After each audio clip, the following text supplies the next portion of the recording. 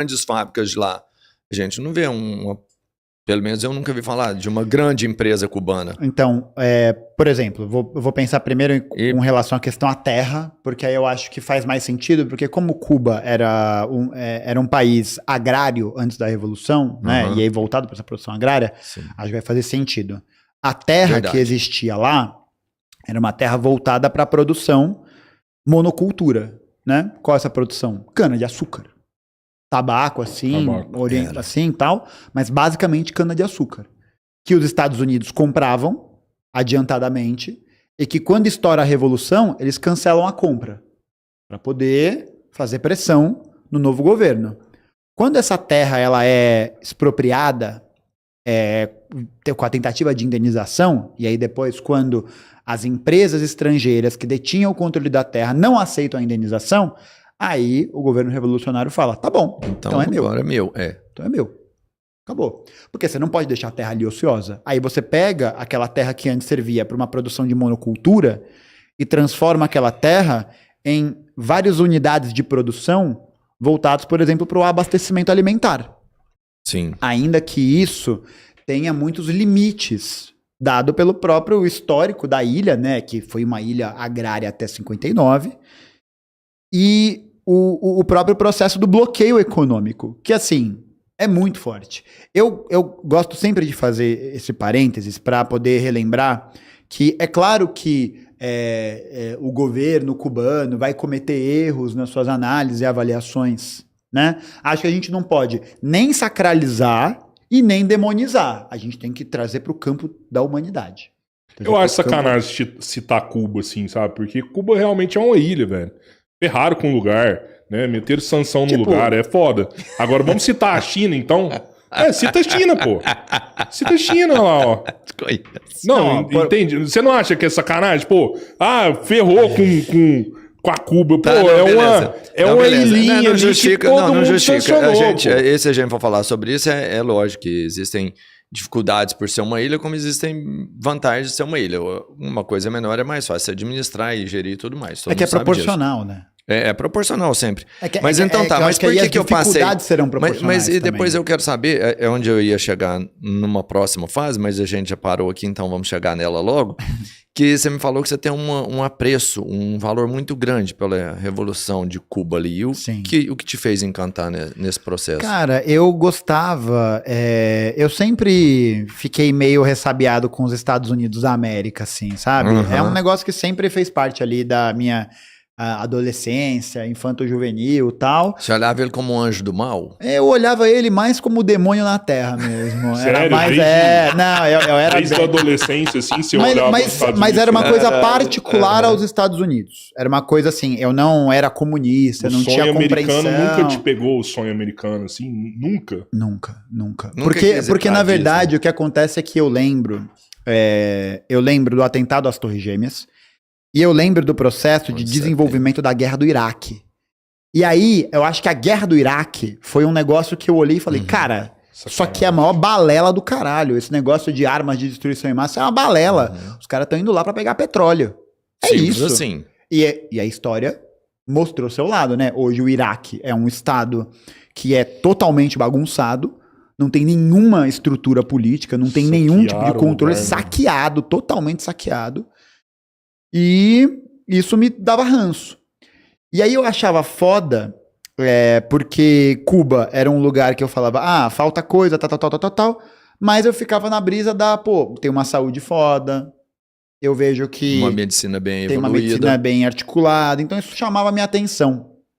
E eu, particularmente, tinha uma admiração muito grande naquela época pelo Che. E acho que uma parada meio de juventude também. Acho que é um negócio que pega algumas pessoas. Tem esse negócio do revolucionário. É paixão mesmo. Não, acho que é isso. É um negócio que atinge muitas pessoas em algum momento da vida. Ou não, né? Talvez tenha sido só comigo. E eu achava muito foda o fato de que uma ilhazinha daquele tamanho peitava a Hidra. Peitava o monstro. Porra, muito foda. Eu achava incrível. E aí, depois que eu fui pra lá, em janeiro de 2023, e aí eu conheci, né, enfim, toda a estrutura política. Você foi pra lá 2 anos atrás, você passeou lá. Foi. E aí? Não, assim, conta a experiência aí pra nós. Cara, é uma experiência muito, muito elucidante de algumas coisas, pro bem e pro mal. Primeiro, pro mal. Os cubanos vivem em dificuldade mesmo. Isso existe, isso é real. Acho que assim, não há necessidade de floreio, né? De tentar falar que é um paraíso, e não é.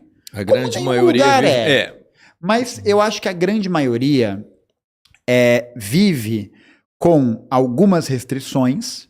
Não é tudo que a galera da direita fala que é. Ao longo dos últimos anos, está piorando consideravelmente. A pandemia pegou muito. Cuba foi inserida na lista de países patrocinadores pelo terrorismo, pelo Trump, a partir de 2016. Acho que ele fez isso em 2018. E aí aplicou mais sanções, mais bloqueios. Pode procurar. E ele voltou agora. Terrorismo baseado em quê? Baseado em quê? Não precisa ser baseado em nada. Porque... De verdade, né? Mas é isso, Robertinho, isso é ideologia. De verdade, né? É isso que é ideologia. Você fala que Cuba é um país que tá na lista de países patrocinadores do terrorismo. Por quê? Porque não. Não interessa por quê. Vamos ferrar tem um mais mínimo ali de, sei lá, mano. Não tem. A justificativa você inventa. Você pode falar qualquer coisa, né? Como tanto Eles faz. Vendendo... É igual o Iraque. Tá vendendo charuto mata. Tipo, não interessa. O grupo que controla o poder no presente controla a produção de toda a imaginação que existe no presente. Isso é verdade. Tá ligado? Então, o grupo que controla a maneira de como a história vai ser contada, controla o passado, o presente e o futuro. Então, a galera controla isso. E aí o que rola é que lá é um lugar que realmente passa por um aperto muito grande. E o bloqueio é muito responsável, porque o bloqueio impede com que se chegue máquina, peça de reposição, combustível. É uma ilha. Não tem uma exploração de petróleo punjante para poder garantir o abastecimento. Não tem. Não tem a estrutura de maquinário super desenvolvido industrial. Não tem. Não se desenvolveu isso. E aí, isso gera problemas. Gera carestia. Isso impacta na consciência dos cubanos. E os cubanos, você imagina, você fica vivendo a tua vida inteira ali nesse aperto. O governo distribui alimentação, distribui remédio. Existe esse controle, né? Para que a galera sobreviva, né? Mas falta muita coisa ainda. Então você tem muito forte em Cuba, por exemplo, o desenvolvimento de um mercado paralelo. De formação de pequenos núcleos da pequena burguesia que vão conseguindo traficar algumas coisas, vender por fora, enriquecer, ganhar um poder aquisitivo maior naquele meio e a vida vai seguindo. Isso é um problemaço. Com certeza. E que não tem muito como contornar. Possível. Por causa do bloqueio. Porque o bloqueio impede a atividade regular econômica da ilha. E aí você imagina, a pessoa que vive nessa pressão o tempo todo. E do outro lado do mar, do Caribe, tá ali a Flórida, Miami, o sonho americano. E tem... Não, os caras são filha da puta. Eles não são inocentes, eles são arrombados. O que eles fazem? É muito difícil conseguir visto de green card para os Estados Unidos, certo? Sim. Mano, tem brasileiro, não atravessa de coiote, atravessa nadando no rio com risco de morrer. Qual que é um dos poucos países do mundo que ganha, que se você for um cidadão que pisa nos Estados Unidos, você ganha direito de permanência? Mas teve uma época que o cara já ganhava imediatamente o green card. Teve uma época que era assim, você é cubano? Toma assim, é seu.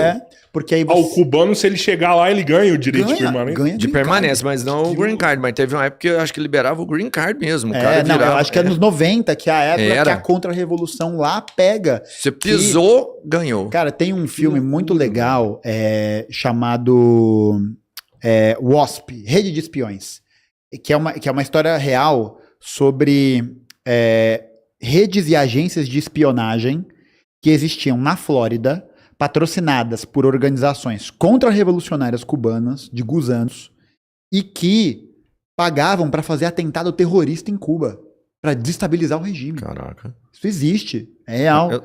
Tem até uma história muito famosa que eu conheci quando eu estive lá, que é a história dos cinco cubanos que ficaram presos nos Estados Unidos por mais de 10 anos, acho que mais de Mais de 10 anos.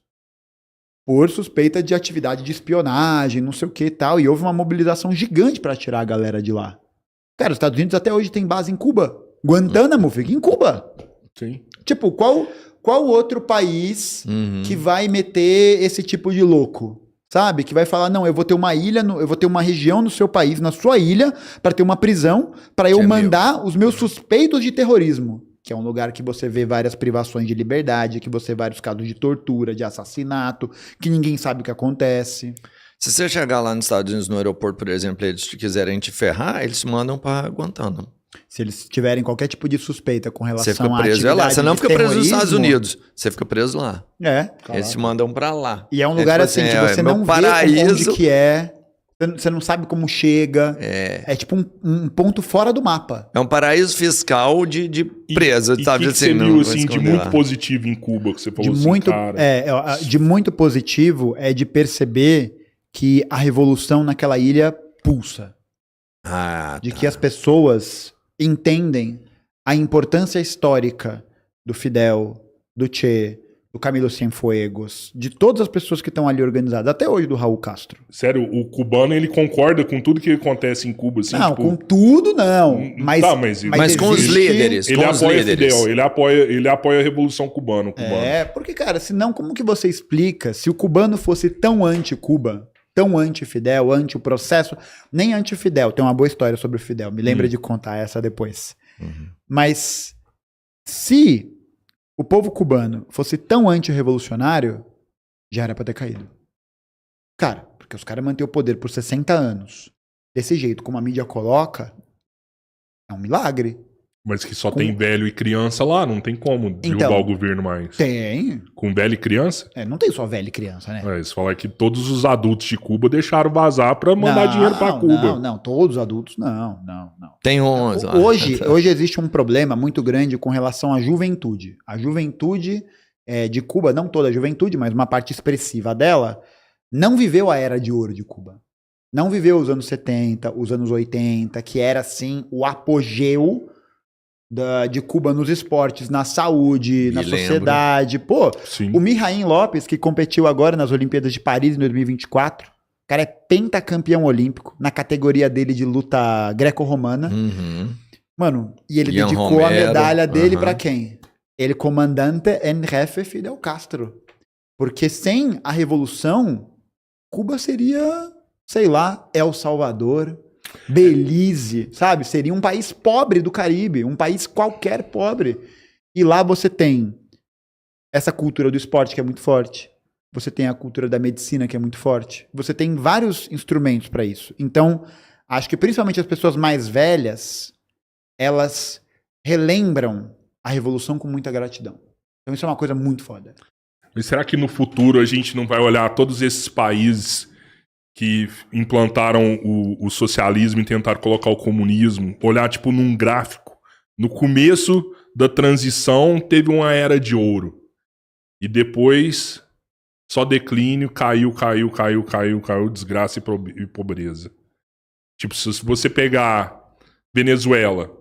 É que a Venezuela não é socialista. Né? Tá, mas você teve uma época que Chávez tentou implantar o socialismo na Venezuela. Sim, ou não? Existe um debate sobre isso. O venezuelano ama Chávez, né? Sim, porque no começo ali, Chávez fez tudo ali. Então, aí hoje já tem muita gente falando que o venezuelano já não concorda.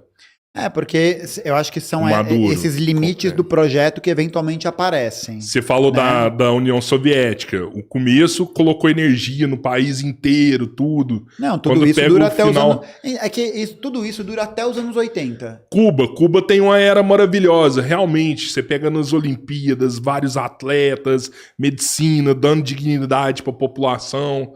Aí hoje você vai olhar, será que isso não vai acontecer com a Coreia Popular daqui a um tempo, por exemplo? Eu vi um vídeo lá no seu canal, os coreanos todos felizes no lá parque na Coreia, aquático. No parque aquático, lá, Hot Park e tal, tem grana. Enquanto tem grana, o povo tá feliz. É que eu acho que não é só uma questão de grana, eu acho que é uma questão de organização da população, e aí justamente isso, o realinhamento sobre quais são as prioridades. É isso, quais são as prioridades? Porque... o objetivo é garantir a dignidade do povo, é garantir que o povo viva bem, Mas para isso você precisa rearticular todas as questões produtivas, todas as questões econômicas. Então todas as vezes que falhou é porque errou no alinhamento das prioridades. Eu acho que é porque, pensando no caso soviético, né? Porque acho que Cuba a gente ainda... São casos diferentes. São casos diferentes. Mesmo porque Cuba ainda é socialista, né? E assim, acho que é uma questão. Você acha que vai continuar socialista por muito tempo, Cuba ainda? Se aperta cada dia mais, né? Então eu acho que a tendência para uma reabilitação progressiva do capitalismo é uma possibilidade. Vai acontecer. Não sei se vai acontecer. Eu não disse nada. Eu não disse nada. Mas sabe o que é o problema real? O problema real? Assim, o que eu entendo como grande problema é de que todos os países que tentaram, sim, ser um comunismo concreto, pararam com um líder maior lá que se permanece eternamente e nunca sai. O Estado completo nunca chega a existir. Mas é que acho que a gente primeiro precisa avaliar que é um tempo de experiência histórica muito curto. Em primeiro lugar, né? É que para nós que somos CPFs, 70, 80 anos é muito tempo. Então você imagina, a estrutura capitalista tá aí, com a colonização, com o cercamento, com não sei o que lá, há 400 anos. Há 300 anos. 300, 400 anos. Boa. Então você tem essa estrutura de longa duração. É muito interessante perceber como o socialismo, enquanto um processo de organização política, teórico, científico, ele conseguiu organizar tantos povos em tão pouco tempo. Então o capitalismo demorou 300 anos, 350 anos para se estabelecer, para poder garantir essa hegemonia geral, século XIX. Uhum. O Marx e o Engels estavam produzindo as suas literaturas, né, no 1850, 1860, 1870. Sim. Dali 40 anos você tem uma revolução operário-camponesa.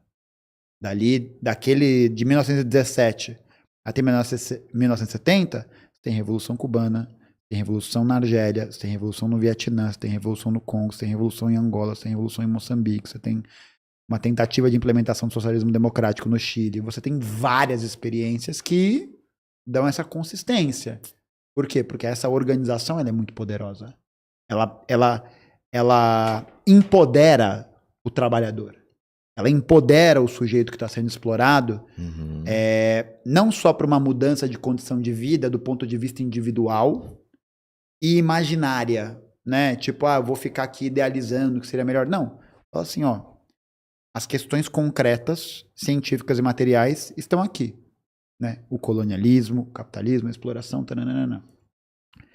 Essa reorganização, esse tipo de revisão do mundo, e aí de você se posicionar como sujeito histórico, como trabalhador, tem um poder muito grande, né? Vide aí todas as pessoas que estão escutando a gente, que a gente troca ideia, que quando se defrontam com essa outra visão, né? Não é uma visão sem ideologia, não é uma visão sem perspectiva política, né? Como se o marxismo fosse uma ciência suprema, totalmente técnica. Não. O marxismo tem ideologia. A ideologia do marxismo é a ideologia que visa produzir a emancipação da classe trabalhadora. É uma ideologia para a classe trabalhadora. Uma ideologia voltada para isso. Então, acho que amarrando isso, é perceber que essas experiências elas estão sempre em produção.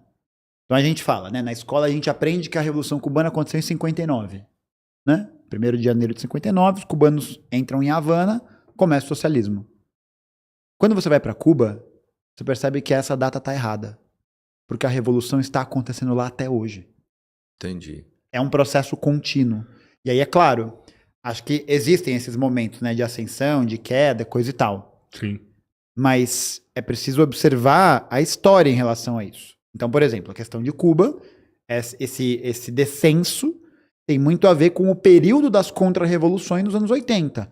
A reunificação da Alemanha, a queda da União Soviética, a reabilitação do capitalismo em todos os países do leste europeu. Não dá para olhar só o fenômeno pontual. Isolado, não dá. Você tem que entender um macro ali. O fenômeno isolado, acho que o fenômeno particular ajuda a gente a dar consistência para entender essa totalidade, mas nunca usar esse fenômeno particular para explicar tudo, porque senão a gente vai para um lugar de uma explicação que por exemplo, A violência cresce muito, aí alguém fala assim, mas eu cresci nesse mesmo lugar e eu não sou assim. Fala, não, peraí, não é isso, né? Não é a experiência particular que define a totalidade. Não é isso, a experiência particular ela é uma evidência da totalidade. Sim. Ela pode ser uma evidência sobre como isso está organizado e como está acontecendo. No caso da União Soviética, por exemplo, a partir dos anos 60, você tem uma endireitada política. Com o Khrushchev, com o Brezhnev, depois com o Gorbachev. Porque qual que era a brisa? Mas não foi uma necessidade do russo? Não, foi uma disputa de poder interna dentro do partido. Realmente foi algo financiado ali para acabar com o bloco soviético. Não sei se foi eu acho que não nos anos 60 e 70, né? Acho que nos anos 80 tem um processo contra-revolucionário aberto, assim. O Gorbachev era um contra-revolucionário. Contra-revolução. Eu ia falar. Ele ganhou o prêmio. A Margaret Thatcher amava ele. O Ronald Reagan trocava ideia, sabe? Eles eram parceiros. Mas acho que o problema foi naquele contexto em que o objetivo da União Soviética se tornou ser melhor que o capitalismo no seu território de disputa. Então, a gente não vai mais exportar processos revolucionários. A gente não vai mais expandir o processo revolucionário. A gente vai ter uma qualidade de vida melhor que no capitalismo. Oferecendo coisas melhores, coisas mais duradouras, melhor qualidade de vida, dignidade. E isso, de fato, aconteceu. Né? Uhum. Tipo, você não tinha 1 bilhão de marcas de iogurte na União Soviética. Você não tinha 1 bilhão de marcas de carros. Mas os carros eram mais acessíveis. Eu tinha que esperar na fila. Sim, porque o transporte é planejado. Porque senão fica igual essa merda dessa cidade de São Paulo, que tem 1 trilhão de carro, que não tem aonde mais estacionar, e aí trava o trânsito. Atrapalha a vida de todo mundo. Não. Eu tenho que esperar para ter um carro? Tem. Então o que a gente vai fazer? Construir transporte público para que as pessoas consigam se locomover e não precisar de carro. É só você ir, para quem está ouvindo e tiver a possibilidade, ir no metrô de Moscou, que é o melhor metrô que existe. Né? Maravilhoso. E não é só tipo uma estação que é um buraco. São obras de arte, o bagulho é suntuoso, é bonito, é feito com dignidade. Mais bonito do mundo, né? Mas lota lá. Acho que pelo volume de linhas, pela articulação que essas linhas têm, né, pelo fluxo que existe de planejamento, pode ficar cheio. Mas igual é uma CPTM, igual é uma linha Rubi, uma linha Diamante, que o trem quebra, que está na controle de uma entidade privada... Humilhante, né, cara? Não, é humilhante. Cara, você não tem como não ficar puto. Sim. Você já está indo trabalhar horas e horas no trânsito, aí você tem que descer do trem, porque o trem está pegando fogo. Aí você tem que andar no trilho. Cara, não... Mas isso aí, assim,